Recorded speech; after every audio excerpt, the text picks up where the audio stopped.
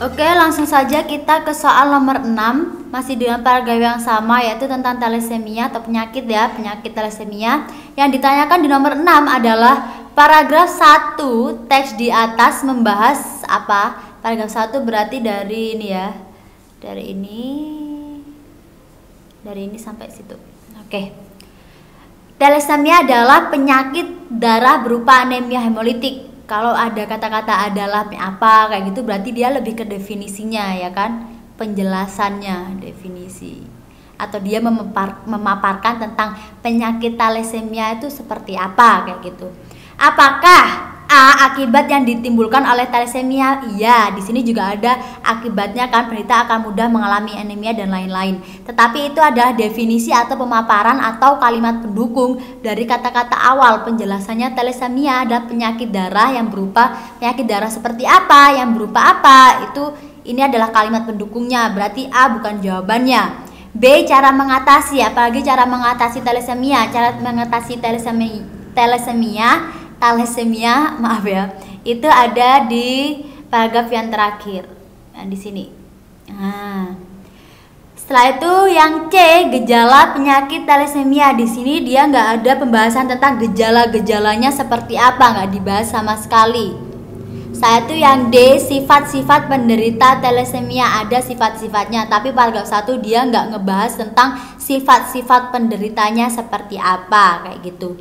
Berarti kita sudah tahu jawabannya. Dia yang paragraf 1 itu membahas tentang gambaran umum thalassemia. Soalnya biasanya kalau di awal-awal dia ngasih garis besarnya terlebih dahulu, baru setelah itu lebih spesifik. Jadi bentuknya paragraf itu kerucut dari yang general gitu kan, ya kan, sudah pernah dibahas ini, dari yang general ke yang paling spesifik kayak gitu.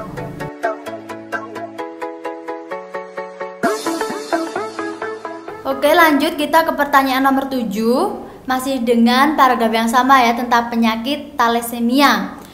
Tetapi yang diminta di soal nomor 7 itu apa? Paragraf 2 di teks di atas menjelaskan informasi penting yang terdapat pada paragraf 1, yakni informasi tentang, jadi yang diminta itu seandainya ya di paragraf 1 itu dia ngebahas tentang apel contohnya. Berarti di paragraf 2-nya dia tuh lebih menjelaskan tentang apel seperti apa atau ciri-cirinya kayak gitu. Jadi dia sama-sama disinggung di paragraf 1 maupun di paragraf 2 kayak gitu ya. Kita lihat apakah A jawabannya hukum Mendel. Hukum Mendel ada memang di paragraf 1 ini ya. Tetapi apakah dia dibahas lebih di paragraf 2 ataukah kita memberikan informasi lagi di paragraf 2? Paragraf 2 itu daripada kedua orang tua ini sampai penderita wanita. Enggak ya, enggak dibahas sama sekali. Dia enggak ada menyebut hukum Mendel atau dia enggak menjelaskan ulang tentang hukum Mendel itu seperti apa. Berarti A bukan jawabannya. Penderita, B penderita thalassemia.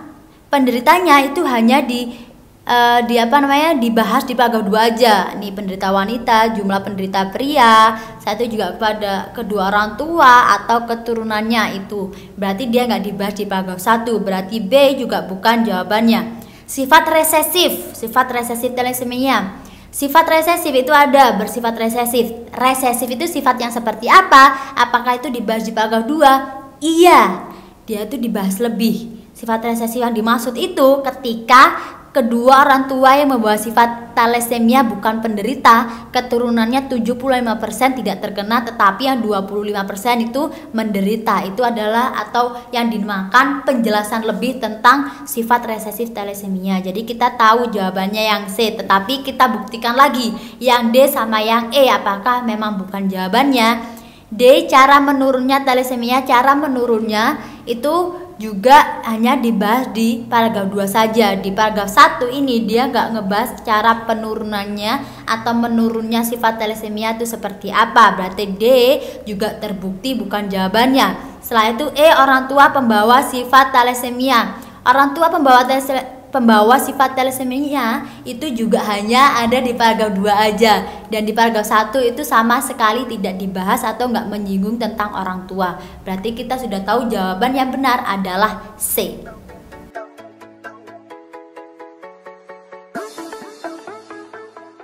Oke, kita lanjut ke pertanyaan nomor 8. Pertanyaan nomor 8 itu sudah mempunyai paragraf yang berbeda.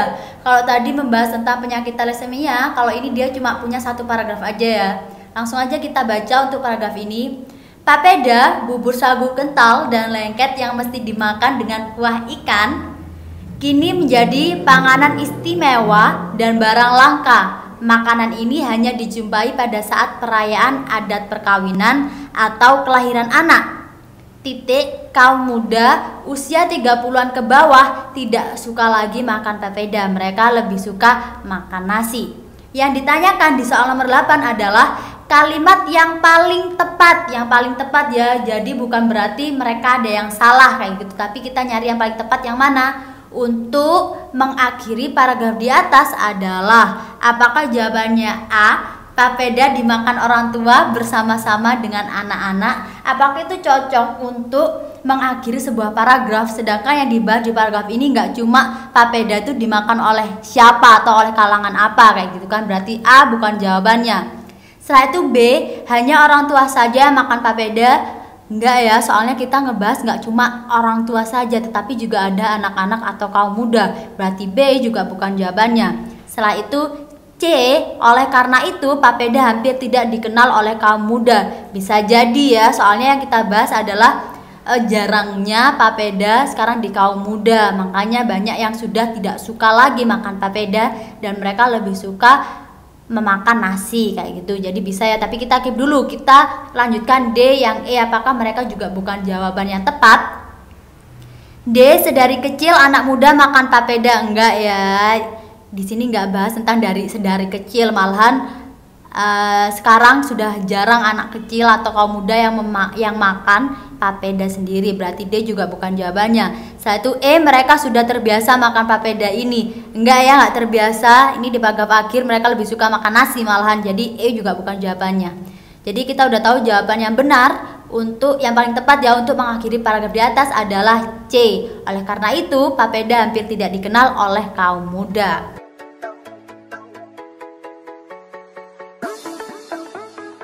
Oke, lanjut ke pertanyaan nomor 9. Pertanyaan nomor 9 itu juga dia sudah mempunyai paragraf yang berbeda. Jadi dia cuma punya satu paragraf saja. Nomor 9, pernyataan berikut yang merupakan rangkaian dari paragraf tersebut adalah yang merupakan rangkaian ya. Kita coba baca dulu paragrafnya. Pada hakikatnya, setiap masyarakat pasti mengalami perubahan. Perubahan sosial terjadi karena adanya perubahan sosial di antara masyarakat itu sendiri, baik hubungan antar individu maupun kelompok. Begitu banyaknya perubahan yang terjadi dalam masyarakat sehingga untuk menelaah perubahannya harus ditentukan terlebih dahulu perubahan yang menjadi landasan untuk mengetahui perubahan lainnya. Sumber perubahan itu ada yang datang dari luar kota dan ada yang datang dari dalam masyarakat itu sendiri. Berarti kita mencari rangkaian yang sekiranya di A, B, C, D, E itu mencangkup paragraf yang sudah dibaca barusan. Kita lihat ya. A, setiap masyarakat mengalami di sini ya D ya. I. Setiap masyarakat mengalami perubahan yang terjadi karena hubungan antar individu ya dan kelompok ya yang datang dari luar dan dalam. Ya ada ya, semua variabel disebutkan kan. Setiap masyarakat, bahas kan masyarakat. Kenapa masyarakat mengalami perubahan? Ada mengalami perubahan yang terjadi karena apa? Karena ada yang karena hubungan antar individu atau hubungan kelompok. Ya, ada variabelnya. Di sini juga membahas tentang individu dan kelompok. Yang seperti apa? Yang datang, yang bisa datang dari luar atau dalam, itu di paragraf akhir ya ini. Jadi semua variabel disebutkan. Berarti bisa jadi yang A ini merupakan jawabannya. Tapi kita lihat yang B, C dan D. D dan E juga. B, hakikatnya masyarakat berubah. Oke, masyarakat berubah karena banyaknya perubahan dalam masyarakat yang datang dari luar dan dalam masyarakat memang, tetapi ada variabel yang tidak disebutkan di situ yaitu variabel antar individu dan kelompoknya. Berarti ada variabel yang dihilangkan, berarti B bukan jawabannya kayak gitu. Setelah itu C, banyaknya perubahan. Ya, perubahan Di mana perubahan apa yang terjadi dari luar dan dalam masyarakat menyebabkan masyarakat mengalami perubahan. Ada variabel yang nggak disebutkan, yaitu perubahan apa yang nggak disebutkan antar individu ya, antar individu dan kelompoknya. Di sini di yang C ini juga tidak disebutkan, berarti C juga bukan jawabannya. Satu yang D, penelaahan perubahan sosial hanya dapat dilakukan karena perubahan yang datang dari luar dan dalam masyarakat. Hanya dapat dilakukan, enggak ya, dia itu bisa dilakukan antar individu atau kelompok antar individu juga, dan kelompok itu juga tidak disebutkan, berarti D juga bukan jawabannya. Setelah itu E, setiap masyarakat mengalami perubahan yang penelaahannya harus ditentukan terlebih dahulu perubahan yang terjadi. E juga bukan, ada variabel yang hilang antara individu, kelompok, dari luar dan dari dalam. Di E itu dihilangkan semua, berarti E juga bukan jawabannya. Jawaban yang benar adalah 9A, soalnya di situ semua variabel disebutkan atau lengkap. Jadi dia merupakan rangkaian dari paragraf yang sudah ditulis di atas.